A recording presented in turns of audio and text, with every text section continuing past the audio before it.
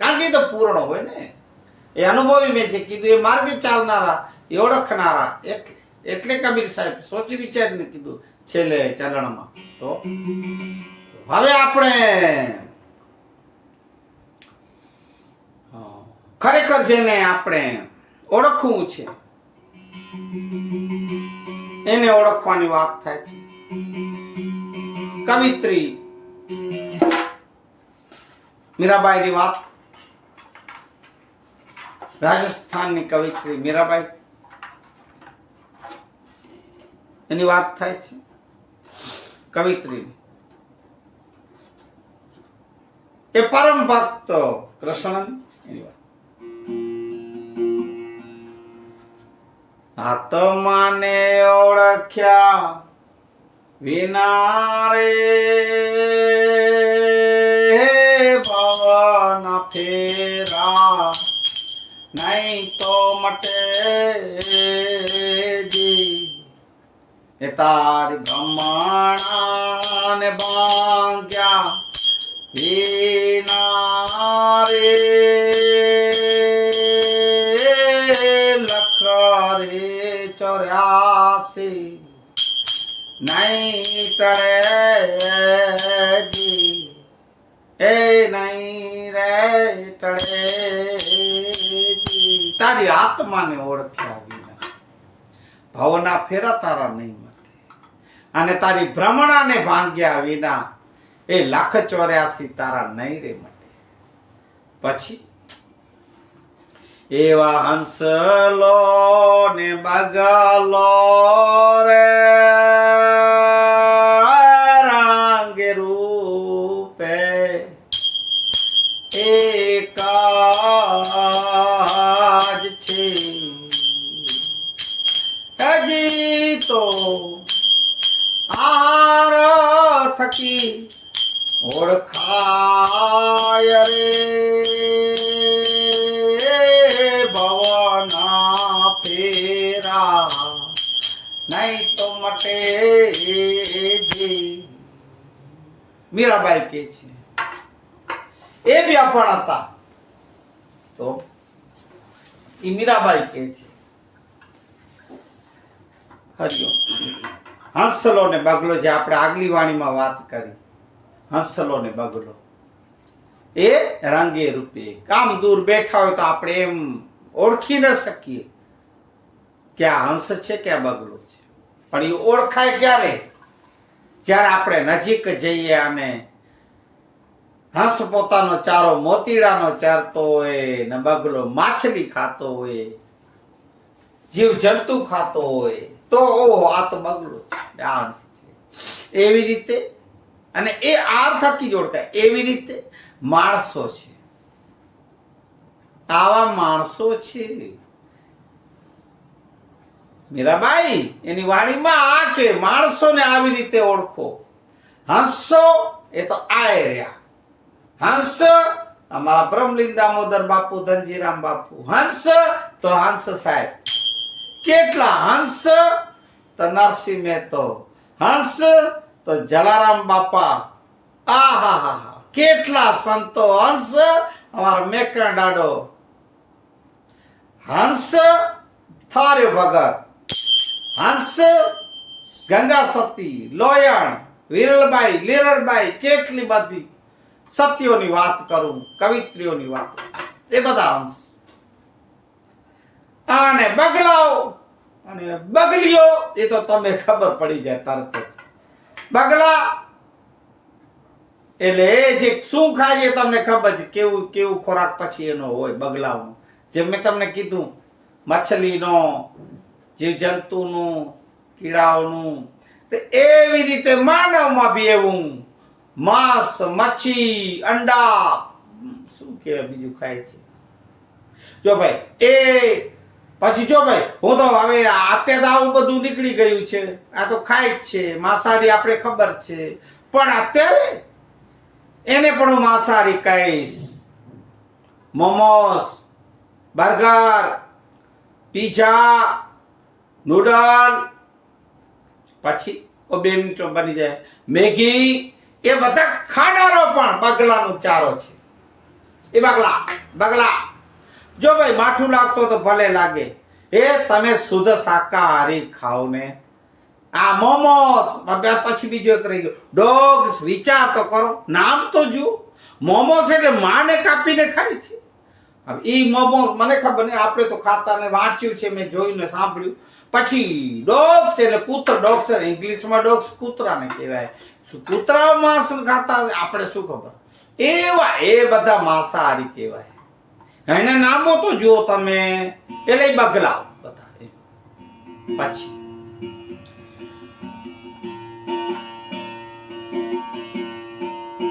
એવા કોયલ ને કાગરે હાય રંગે રૂપે એક છે જે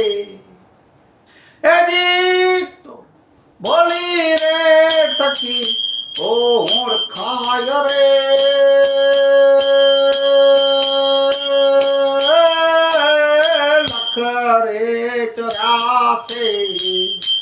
નહીં રે મટે જે કાગળ ને કોયલ.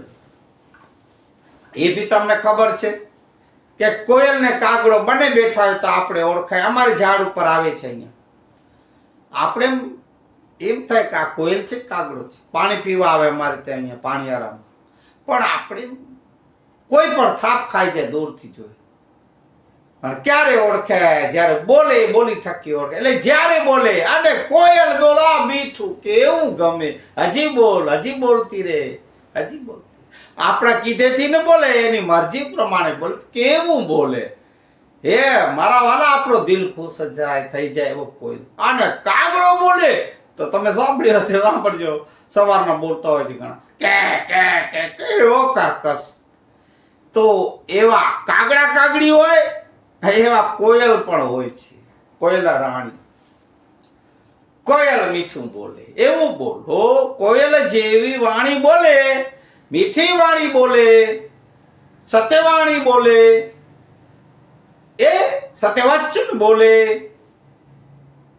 ફક્ત મીઠું બોલવું નહીં, સત્યવચન બોલવું. એ કોયલની વાણી છે. એ કોયલ એટલે માણાઓમાં આવે માર્યા. વાહ કોયલ.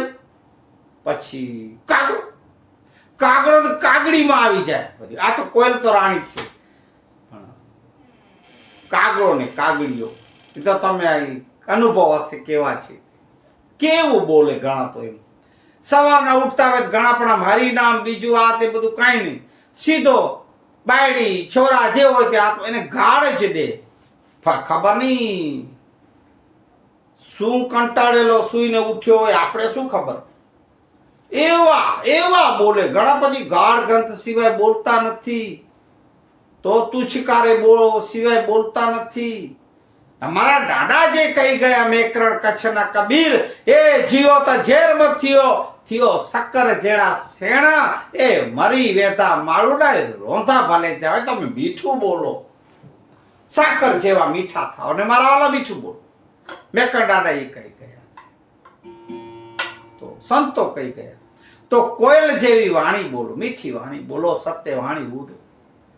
એ સુડલા બોલો તો તમે સત બોલો, અને નહીં તો મત બોલો. પોપટને બી એમ કીધું. એક ભજન વાણી છે, ક્યારેક સંભળાવીશ આપણે. અને કાગડા જેવી ને કાગડીઓ જેવી બોલતા નહીં, એવા કાગડીઓ ગણે છે.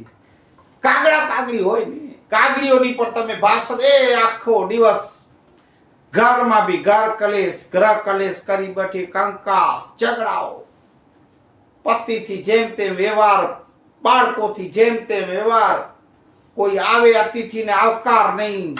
એ બધા કાગડીમાં ગણાય. કાગડાઓ તો તમને મેં કીધું એના વિરુદ્ધ, કોયલના મીઠવાણી જે આપણે એના વિરુદ્ધ જે બોલતા હોય, પછી ગાળ ગંધ કરતા હોય, જેને બોલવાના ઠેકાણા ન હોય, જ્યાં સતત જે બોલતા હોય, જીવગુડ ખાલી સતત કવડું કપડ પોતાના ઓલા કર્મ ઉપર હોય ને, અશુદ્ધ કર્મ વાળા એવા પણ હોય. તો એને આપણે કાગડા સમજવા. હો અશુદ્ધ કર્મ કરતા હોય, અશુદ્ધ બોલતા હોય એને. પછી એવા સતી નારી અને ગુણિકાર હાય રંગે રૂપે એક જ છે જી સતી નારી ઈ તો સેવા રે થકી ઓળખાય રે ભવના ફેરા નહીં તો રે મટે. સતી નારી અને ગુણિકા, દેહનો વેપાર કરનાર એને ગુણિકા કહેવાય. અને સતી નારી તો તમને બની જો શણગાર કરે તો આપણે એમ લાગે કે આ સતી નારી છે, સુલક્ષણી છે, કે આ ગુણિકા છે. આપણે એમાંય ઓળખ ન પડે. સ્ત્રી જો શણગાર કરીને બેઠી હોય બેતો હોય. પણ મીરાબાઈ કહે છે કે સતી નારી પોતાના પતિવ્રતાને સેવા થકી ઓળખાય છે. પરિવારની સેવા કરતી હોય, પતિવ્રતા હોય, પતિની સેવા કરતી હોય, સમાજમાં એમનું નામ હોય, સમાજમાં કુટુંબ પરિવારમાં જેના ગુણ લગાવાતા હોય અને હરિભજન કરતી હોય, આખો પરિવાર સંભાળતી હોય, એવી સતી નારીઓ એ સતી. અને ગુણિકાઓ ભાઈઓ દેહ વેપાર એ તો તમને ખબર છે. એ પછી ગુણિકા કેવી હોય, એનું ધંધો શું હોય, એનું કાર્ય શું હોય, એના કાર્ય અશુદ્ધ હોય. પછી આપણે જે વધારે એની વ્યાખ્યા કરવાની જરૂર નથી. સતી નારીની મેં આપને વ્યાખ્યા કરી. એટલે એવા ગુરુને હે પ્રતાપે રે બાઈ મીરા બોલિયા રે એજીને જોરે અમને સંતોના ચરણોમાં વાસ રે હાય ભવના ફેરા નહીં તો રે મટે. તારી આત્માને ઓળખ્યા વિના રે આય ભવના ફેરા એ નહીં રે મટે. તારી ભ્રમણાને ભાંગ્યા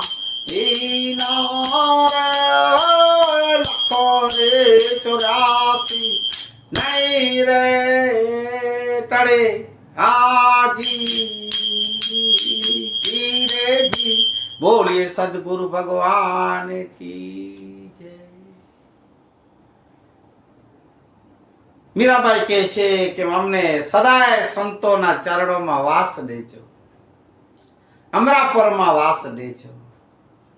અમરાપર એટલે આ વાસ, સંતોનો વાસ એટલે મારા સદગુરુઓ જેવા, અને સંતોનો વાસ અમારા બ્રહ્મલીન દામોદર ને ધનજીરામ બાપુ જેવા, હંસ સાહેબ જેવા એવા સંતોના શરણે એ અમને સદાય વાસ દેજો. મીરાબાઈ એવો પરમ ભક્ત હતા શ્રી કૃષ્ણ ભગવાનના. તો પણ હે મારા વાલા ઈશ્વર કૃષ્ણ, મને તું જો વાસ દે તો સંતોના ચરણોમાં વાસ દેજે ને અમરાપરમાં વાસ દેજે. બધા સંતો એમ જ કહી ગયા છે. અને બોલીએ હનુમાનજી મહારાજ, સદગુરુ કુલગુરુ ભગવાન, સર્વ સંતન કી હરિ ઓમ. શાંતિ શાંતિ શાંતિ.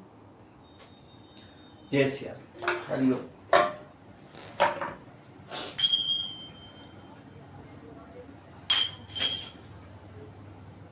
હરિ હરિ શ્રી રામ. હે મોરારી, હે નાથ નારાયણ, હે વાસુદેવા.